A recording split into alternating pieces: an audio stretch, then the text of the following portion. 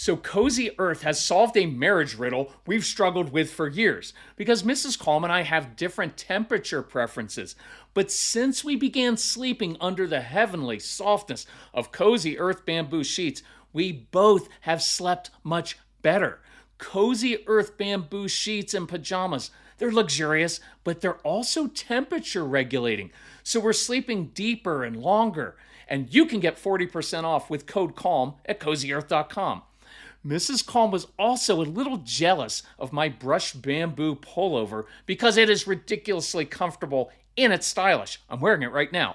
So you can pair it with jeans and look great instead of frumpy. So I ordered her favorite color. I hung it on her side of the closet as a surprise.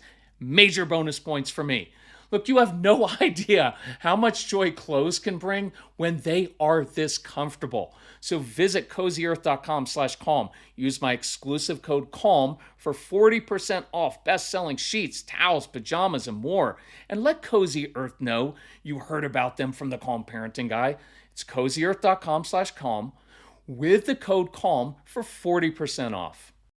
Around this time of year, a lot of our kids kind of get stuck in school. They're tired, they shut down. So I encourage you to check out IXL to jumpstart your child's love for learning at IXL.com/Kirk. IXL is an online learning program that can be used by any student from K to 12, whether they're struggling in a particular subject or if you're homeschooling. IXL uses engaging video tutorials and positive learning games that teach your kids the way your kids learn best and to give your kids control over how they learn and what they learn about, because your kids can explore any topic in any grade level. And our kids thrive on positive feedback, and IXL consistently reinforces success. Make an impact on your child's learning. Get IXL now.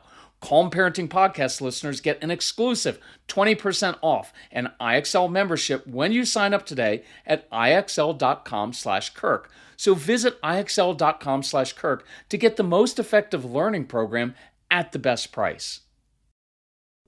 So, it's back to school time coming up soon, and many of you are dreading it. And I get that because we dreaded back to school time for years, right? And why? Because there's anxiety. Many of your kids just don't want to go to school. There's the issue of older kids who just aren't motivated. There's behavior issues. What about social skills? What about now it's your kids may be behind after being in virtual learning for the last year. So how's that going to work? We went through all of these things, especially with Casey, until we learned a few tools. And I want to begin sharing that with you. Now, I posted on Facebook and said, hey, back to school time. What are you most anxious about? What are you nervous about? What are the issues? And I got quickly overwhelmed answering people's questions. So I said, hey, I'm going to answer some of those in a podcast coming up. And now that I got all those questions, it'll probably be like 5 podcasts. But I'll try to keep this a little bit concise, but hit on different issues. I'm going to try to hit as many things as I can for kids all the way from ages down to age 3. I have questions on up to age 17. So we're going to do that on today's episode of the Calm Parenting Podcast. So welcome. This is Kirk Martin, founder of Celebrate Calm. You can find us at celebratecalm.com.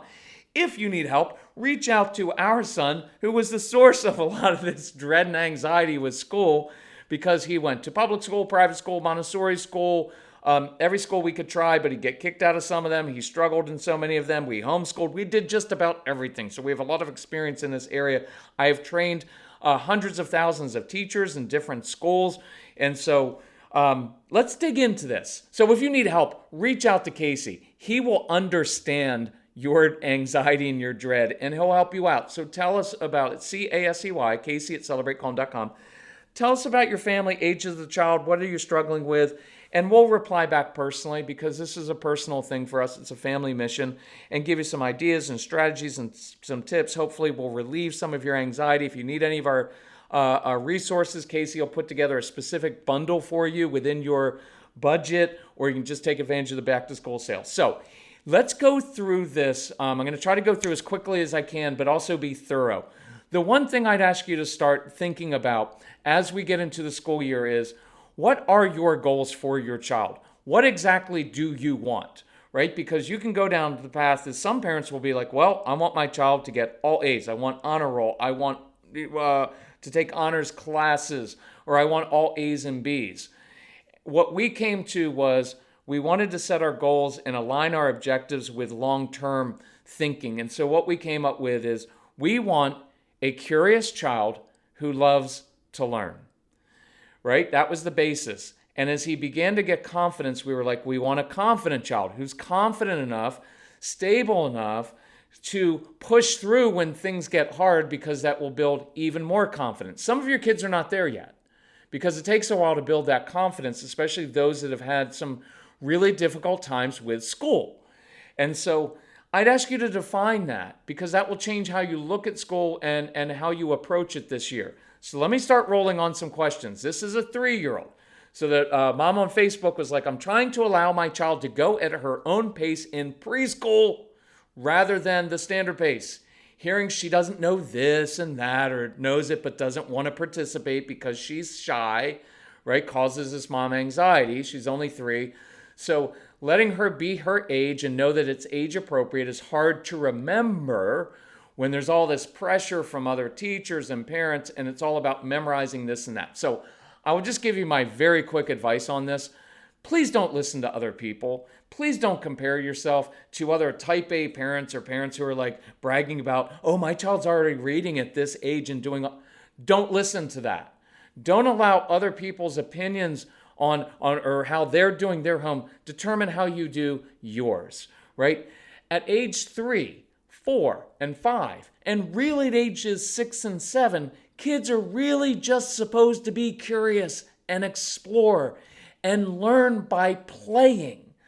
I'd actually resist having the school push your child at all. She is 3.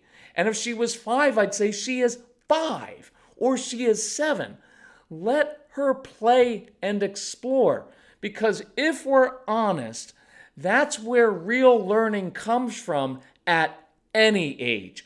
I guarantee you, as a 40-some-year-old or however old you are, you learn the most when you're curious about something and you're looking into it and you're reading about it, or you're trying to make something, create something, fix something.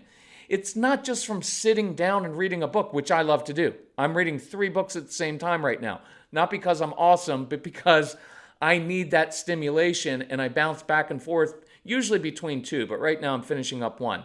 And they're all on different topics, and that keeps my brain engaged. That's a really good insight for some of you with different kids with different brains. But I learn best when I'm curious and I'm just playing around with it, not when someone says, you have to learn this and I'm going to quiz you on it. So especially, look, I'm an older guy now. I've lived longer. We've worked with 1 million families, and I hope what I'm trying to do is give you some wisdom so you can relax a little bit and know that she's a 3-year-old. And what I've been kind of sarcastically telling people is she has the rest of her life to become an overwhelmed, stressed out, overachieving adult who's not really happy anyway. Right? Like, why are we forcing all of this on kids at such a young age? Well, you really need to start thinking about your future. No, you don't. Not when you're a little kid. The fact is, you don't want to think about your future. You want to be in the moment when you're a kid. You want to be impulsive when you're a little kid, so you learn from it then. Right? Stop forcing adulthood on little kids. It's harmful. And I asked the mom, I said, allow me to be a jerk about the shy thing. I was voted shyest boy in my high school class. I hated participating in class, and I personally would resist making your 3-year-old daughter do that, 100%. Right? Just let her be a normal 3-year-old. She doesn't want to participate in class. Who cares? You don't, look, when you grow up in the real world, you don't have to go around the room and read to each other.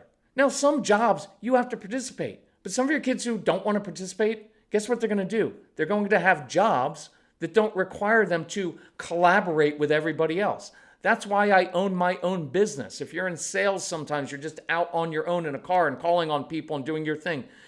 You don't change the child in order to fix someone else's arbitrary standards, right? We could spend an hour on that alone, but we're not. So let her be a 3-year-old and 5-year-old and 7-year-old. Relax. Parents of younger kids, please relax and encourage your child to play and explore and follow their curiosity instead of them trying to make them into little adults already. So Mrs. Calm told me yesterday, I wish I had begun drinking AG1 sooner.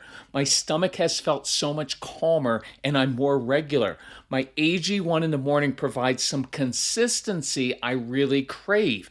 And that's one reason I love my AG1. It's an easy, healthy daily routine. No messes, no blenders. We put 1 scoop of AG1 into a bottle of water, shake it up, and start our day with 75 vitamins, probiotics, prebiotics, and whole food sourced ingredients. Check out a special offer at drinkag1.com/calm. Look, I've got more energy, better mental clarity, and AG1 supports my immune health. And that's why I've been partnering with AG1 for so long. Be an AG1 couple like us. AG1 is offering new subscribers a free $76 gift when you sign up. You'll get a welcome kit, a bottle of D3 and K2, and 5 free travel packs in your first box. So check out drinkag1.com/calm to get this offer.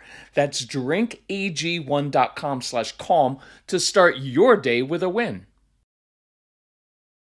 Well, next question. I'm worried about my 5-year-old entering kindergarten. He learns best via play-based learning. Good. He hates circle time. Good. He's just overall hands-on kid. Isn't it sad, by the way, that is now seen as like, we're going to have to really do something about that. No, that's the way they're supposed to be. And the mom says in this, and let's just say he is assertive. I know what that means, kind of bossy, but I like assertive. And a leader, never a follower. I'm hoping for an open-minded teacher willing to think outside the box to help a child learn the way they are receptive to learning. And so my response to you, awesome mom, is get ready for the phone calls. You, if you are a parent of a strong-willed child, you are going to get calls from the school early on. Well, your son or your daughter, your son will not follow directions. I've asked him to sit still in circle time, and he will not sit still. And I think I don't know if he has some hearing problems. No, he doesn't. He probably just doesn't want to do it, nor should he, right? Well, I asked your daughter to do things, and she just gets up and walks around and walks out the door of my classroom. Now, can you allow kids to do whatever they want? No. Within your boundaries, you have to have some boundaries here, but here's what I mean by this. This child, if your son were to come into my classroom, I would observe him and know this is a hands-on kid, and he needs to be given missions. And this is actually for most of our kids, whether they're 5 or 15. I want to engage their brain where they are, because otherwise you're going to get all these calls like, well, he can't follow directions, and he doesn't listen to me, he doesn't do all these things. And so when I go and talk to the teacher before school begins, I'm going to say, look, I've got this amazing young man who's really curious about things, and he loves tinkering with things in his hands. And he is a leader. He's not a follower. So use him in class. So when this kid's in my class, I'm giving him jobs to do. I'm giving him challenges. Circle time. We do a lot of teacher training. And if you want us to train your teachers, reach out to Casey and tell them, and we'll try to hook up with your school so we can come and train the school teachers. And I always make this joke in teacher training because teachers have really hard jobs. Imagine most of us with like 1 or 2 strong-willed children. Imagine having like 5 or 8 or 10 in your class and 20 kids total. It's not that easy, right? And they have all kinds of other demands on them. So I have a lot of mercy and compassion on teachers because a lot of them give their lives to this and they really do struggle with it. And the mom had said, I hope I have a teacher who's open-minded. And it's not just open-minded, it's teachers having tools, right? Because they've not been told how to handle a child who doesn't sit perfectly still and do what you want them to do. And they need to be trained. And so I'll do some more. I've got some old podcasts on that. I'll do some new ones for teachers to give them tools to know this child's going to be fine. He's just not going to sit in circle time. So my joke is always like, I hate circle time. Because after you're 5, when do you ever have to sit in a circle? Like nobody at your office is going to say, hey, Sarah, 3 o'clock in the conference room, circle time. Nobody's doing that in the real world. It's an arbitrary standard that we come up with, And then we judge our kids against an arbitrary standard and determine that something is wrong with them because they learn better by play-based learning and being hands-on versus sitting in a circle and listening to someone talk to them about things they're not interested in, right? And we want kids that follow directions. Well, in real life, I want the assertive kid that's a leader. It just means it's going to make me uncomfortable at times. So in that class, I want to give this kid lots of tools, and I'm going to give him challenges. Guarantee you he's a bright kid. I'm going to make things harder for him, and I'm going to ask him for my help. Oh, I could really use your help. And I'm going to ask him to be a leader in my classroom and give him lots of positive affirmation when he's doing things well. Well, what about circle time? Well, maybe he doesn't sit perfectly still in circle time, and you allow him in circle time to actually sit underneath his desk instead of sitting in the circle. Or maybe he sits in a chair. Or maybe during circle time, you give him another job to do. Well, but all the kids have to do it. No, they don't all have to do it. Now, you don't want a kid or 5 kids running around the classroom, but there's nothing in here about him running around the classroom. I might just give him a job to do, doing something, so that I don't arbitrarily create a situation where he's failing again. I hope that makes sense. Okay, here's a question. I'm concerned about unstructured time and fewer COVID restrictions. My 7-year-old son did well in school last year because students had their own space and weren't close enough to touch, hit, annoy each other, right? Returning to sit at a table, playing with each other closer on the playground has me worried about his behavior issues. And I said, I'm not being flippant. Did he have real behavior issues, or was he just being a normal little kid who's physical? Right? Now, here's a tool for a teacher. My first thought is that during recess, I want to have this teacher give your son specific missions or challenges and jobs to keep his brain focused and to create successes. If I'm a teacher and I'm looking out at that playground and I consistently see one child kind of like being a little bit physical or pushing other kids down, or he's butting in front, right? And he's cheating, or he's grabbing the ball and he wants to go first all the time, and I notice he's not really doing awesome at that, I'm going to pull him aside and say, oh man, I could really use your help. Listen, next week we're doing a new unit on reptiles, and I've noticed that you're really good at drawing because that's all you seem to do. Leave that part out, but they do. A lot of these kids just draw. So I want to use your gift. You're good at this. So during recess, if I brought out some poster board outside, could you draw some different reptiles? And here's a good one for social skills. Hey, I've noticed that Johnny over here, he really likes reptiles too. Could you guys work on this together? And then next week, I'll hang up your poster board so everybody can see what amazing artists you guys are. So watch.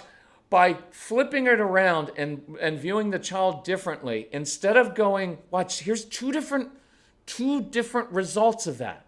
Well, I've got to write a note home because your child can't play well with other kids on the playground. He pushes them down, he cheats, he butts in front of them, and we're having behavior issues, and now I'm going to have to take recess away. Right now, why would I take recess away? It's the very thing that he needs most. But now by just changing things a little bit, I neutralized him with all the other kids. I gave him a specific job to do, which our kids like specific jobs. They like feeling helpful and needed. They like the one-on-one attention that the teacher gives. And I got him aligned up with another kid, which is a great way to build social skills, is to work on a project together. I discovered another kid who shares a common interest with him in reptiles because they both talk about dinosaurs all the time, which means now I can tell the parent, hey, Jimmy and your son, man, they really connect. Maybe you should set up play dates with them, right? And now, instead of that child being on the playground, being the kid that nobody else likes because he pushes people down or he butts in front or he cheats, he doesn't play well together, now next week the rest of the class gets to see, man, that kid can draw. That's really cool, right? And now I just created and built successes and built confidence, whereas before it would have been a little lecture on how you need to play nicer with all the other kids on the playground and all those things. We just need to give kids tools and teachers tools with all of that. And I do encourage you, if you get the Calm Parenting package or buy everything, get everything package, whatever you get our resources, feel free to share those with teachers. We have We have the back to school sale. There's a thing called ADHD University. That is a fantastic tool, even if the kids don't have a diagnosis. It is fantastic for teachers to be able to listen to that and know, here's how this child's brain is, how their brain is working, and here's how to help them. So feel free to share that with the teachers. Social skills, I just mentioned. Give two kids a specific mission at recess to work on together, right? And then set up those short play dates when you find another child. Now, they're short play dates, not too long, because your child might be a little bit bossy. And during the play date, you may even model for them how to have two-way conversations instead of dominating conversation. So when that other kid comes over the house, you say, oh, you know what, we're going to make some brownies for these shut-ins, or for we're going to make some snacks for homeless people. Could you two boys, could you two girls, could you guys help me out with that? And now I have them playing together, working together, helping me, and I kind of model how that works. Here's a question. We did virtual schooling last year, and my son didn't do well. We're both worried about catching up and fitting in academically, as this past year has set him back. I just want him to be positive and do his best, but we both know it's going to be an adjustment going back. Yes, it's going to be an adjustment. Please recognize most kids are going to be in the same boat. I want to work with the teachers as best as I can to create some early wins. Let's give your son, and I'm just going to do some general things here, some tools to do his schoolwork in different ways. Whether that is with older kids, allowing them to chew gum while they do writing projects, or while they're writing essays, to allowing younger kids to sit underneath their desk while they're doing their work, or maybe a child, instead of sitting at circle time, he gets to lay down at circle time. When we're doing homework and schoolwork, I would experiment with listening to music, even intense music, while they do work, letting them stand at the kitchen counter and rock back and forth, looking over their schoolwork while they're eating a snack, and maybe even while they're listening to music. That is very stimulating for the brain. I want to do homework outside in interesting places, in the attic, in a tree, on the swing. I want to review vocabulary words and math facts, and even help older kids while we're playing catch, while we're hitting a soccer ball back and forth, while they're jumping on a trampoline. Use the movement, use the brain stimulation to help them with homework time. So I want to start doing that to create some wins. I would ask the teacher, hey, can we slow down a bit at first so we let the kids kind of catch up? Does it mean that they are? I don't know, but it's worth being assertive and ask for that. I would also encourage you, and this was a parent of an older child, this is for all kids, create some non-school traditions that you can bond over. You know school is going to be stressful. Coming home and doing homework is going to be stressful. What I don't want is for the entire school year, this next calendar year, to be consumed with school and nothing but school. School's important, but it's not the most important thing. Being curious and learning is even more important. And even more important than that is actually enjoying your kids and your family life. If the school year consumes you, then my encouragement for you is, you're the grown-up, and you're the adult, and you're the parent, and you do not allow the school system, the teachers, and everybody else to dictate your family life. I know, but Kirk, the standards, and they have to do this, and they have to... I know they do, but you're the parent, and you get to decide. And that's why at the very beginning of this podcast, we talked about, what are your priorities? Are they just to meet all the school's arbitrary standards, or are you willing to say, no, sometimes we're not going to do homework? And I'll send a note to the teacher and say, I love that you love my son and you're asking him to do homework because you want him to learn. And I want him to learn as well. We have the same goal, to get him to learn. Last night, he didn't do his homework, but here's what we did do, right? He built a robot. He built with his Legos. We played this game. We looked up this on the internet because we have a grandparent that's from Sicily, and so we looked up Italy, and we learned all about this, and so we were learning last night. And we were reading about things. We just weren't doing the specific assignment you asked us to do. And I'm asking you, Mr. or Mrs. Teacher, to give us some flexibility that as long as we are learning, that's what our mutual goal is. Is that hard to do at times? Yes. but I want you to build time into your schedule so that you're not just consumed with arbitrary standards and your child can actually enjoy learning to a degree. Some of it's just not enjoyable. You just have to do that work. But it's up to us as adults to be grown-ups and not make excuses and not create, for some of you are like, oh, I don't want to create little snowflakes, whatever you want to call it. We, as kids, at least in my generation, now I'm sounding old, aren't I? We enjoyed life some. We weren't consumed by school. We did our schoolwork, but we also played outside every day for hours at a time. And we weren't rushed like this. And I know you will say, I know, but society, you're the grown-up. You get to choose how many extracurricular activities, if any at all, your child does.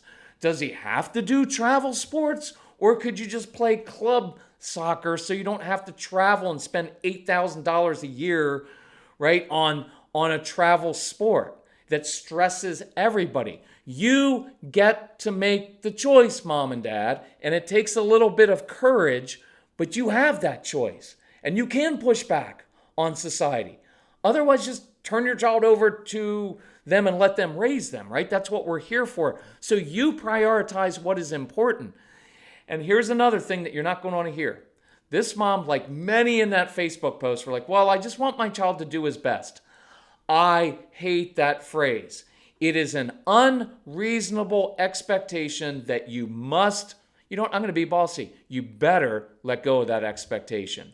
Well, I just want you to do your best. Why? Did you do your best today in everything that you did? Do you do your best all the time? No. Why? Because it's impossible to do your best at everything.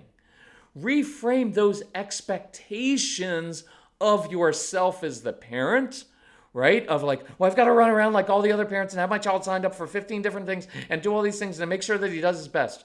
Why? That's not a reasonable expectation, right? And there's nothing that says that that's going to create success for your child in life. Not at all. Probably be better if you do fewer things, but do them well. But just so you know, maybe I'll do this again. Nobody does their best at everything. The key is to do your best at the right things, at the most important things. And sometimes you just do the minimal work necessary on the things that don't matter, or you don't do them at all and you hire someone else as an adult to do those things, right? Does that make sense? Let's prioritize. I've got to move on. Anxiety over going back to school.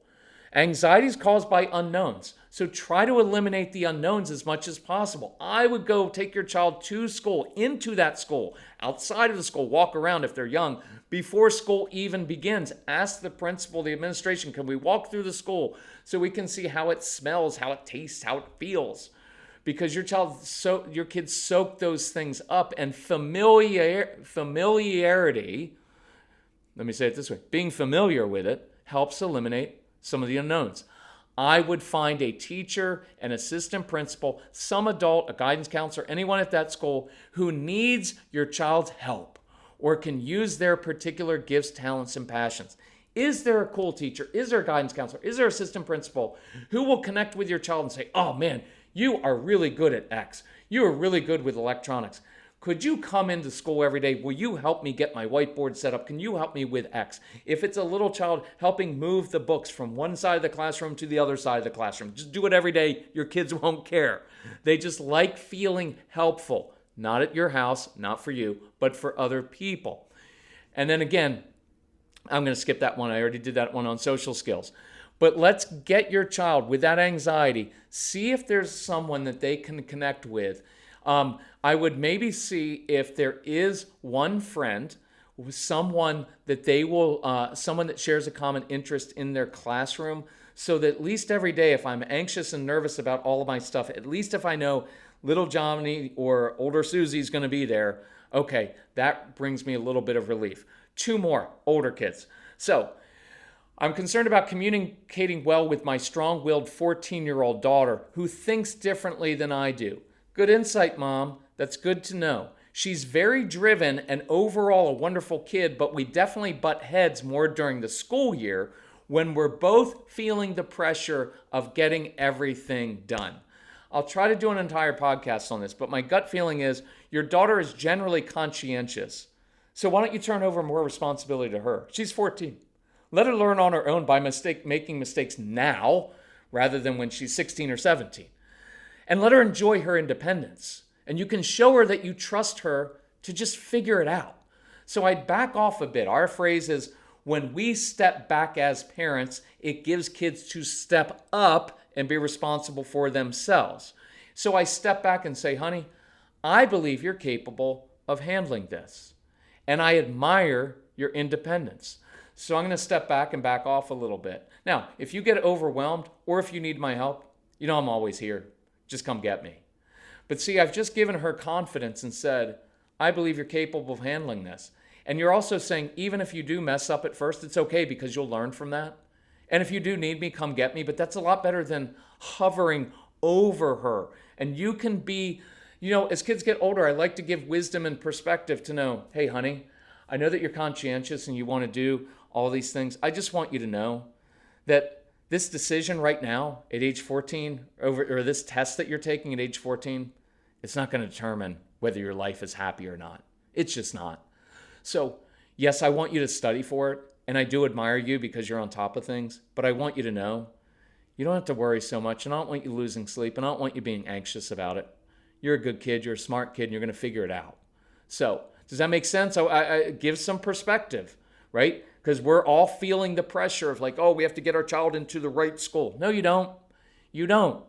And you need to be the grown-up who gives perspective and says, look, how many of us didn't figure life out until we were maybe after college, maybe it was in college, some of you maybe last year, right? Some of you still haven't figured life out, or you're still in the process of it. It's a process.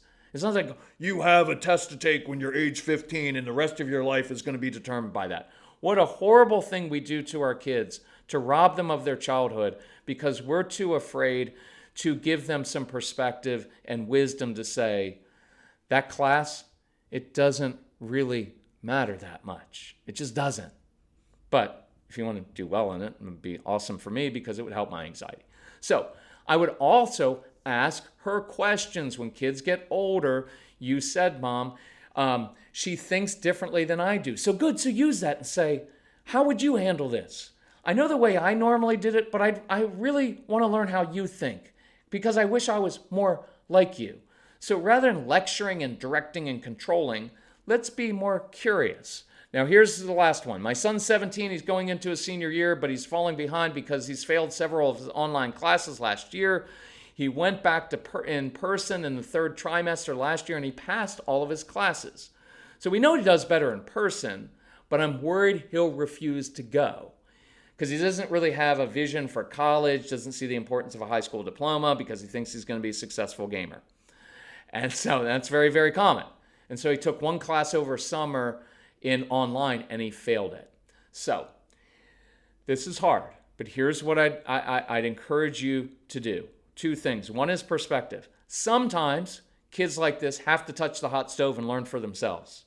So I definitely let him know he can pursue that path if he wants, but he's going to have to finance it by himself, right? So I'd sit down in a casual, matter-of-fact way and say, hey, look, if that's your vision, let's start doing some planning. So let's see what a small apartment's going to cost, how much is a car, how much is gas, how much are utilities, insurance, food. Let's sit down and make a budget so that you know, as you're pursuing this vision for yourself, how much money you're going to need. Because once you do that, it becomes more real. And you're not giving him a lecture of like, well, that's not the right way to roll with it a little bit. And let him come to it on his own of like, well, maybe I should graduate. And maybe I could go to a community college while I'm working a job, which would be an awesome thing probably for this young man. But here's what I would do proactively. Let's try to find one person at school he can connect with and one mission or job he can do there in person. We asked a little bit about one of the other kids and he was like, well, he's kind of into tennis. Okay, so maybe is there a tennis team? Is there an opportunity for him to teach other kids tennis? Maybe this kid is in particular is into technology. So could he help a teacher or someone in administration with technology issues at school? Could he start a gaming club? Could he teach tech stuff to younger students? And the words I want you to write down and keep in your heart are mission and mentor. If you want to motivate older kids, you have to find what motivates them and what they care about. They're not going to care about what you care about or care about school necessarily until they have a vision for their lives. And the way you do that is mission and mentor. Find a mission, a specific job using their particular gifts, talents, and passions, accountable to another adult, a mentor of some kind who can encourage them and hold them accountable. It is a really cool process. We teach you that in our programs, and we're glad to take you through that. But I don't even know how long this is. 32 minutes, kind of long, but I hope it was worth it for you. And I'll do some more on back to school time. I'm starting to do phone consultations on it because people are freaking out, so we can come up with a very specific game plan of what do we tell the teacher, how do we prepare our child for this coming school year, how do we set up our home, how do we align ourselves so that we have a successful school year. We've got the back to school sale. If you need help with that, reach out to Casey, see it online. Thank you for doing what you do. Let's make this school year a good one. Listen to this podcast, share it with others, and then let's just start setting some good things, positive things in place. Anyway, love you all. Talk to you soon. Bye-bye.